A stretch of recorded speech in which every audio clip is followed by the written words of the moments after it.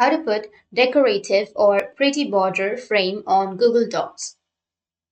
So if you want to put a decorative or pretty border frame on Google Docs, then first you need to open up your document.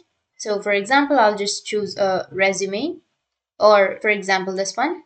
And once you've selected, you need to go with File, which is on the upper left, and go with Page Setup, and make sure that you have the margins as one on the top, one on the bottom, and then go with OK. And once you've done with it, now you just need to simply go with a next tab or a new tab and search for pageborders.net, where you'll be able to have the borders, free borders. So from here, you can simply select any border that you're comfortable with. So click on any border that you're comfortable with and then download the border. Once you've downloaded the border, you just need to simply go with a new page, or you can also just go with a new file.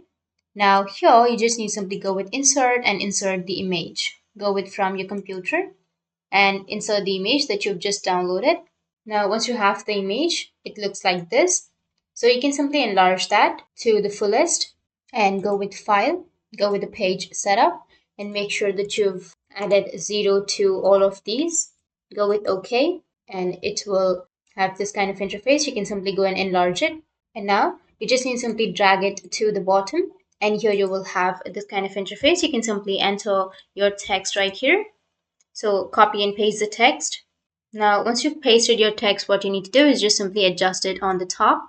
But before that, what you need to do is just simply go with the wrap text option, which is right here, or just go with behind text option and just adjust it on the top of the text. Select your image and adjust it on top of it. So that's it. That's how you can add borders. And if you have any questions, feel free to comment below. Thanks for watching.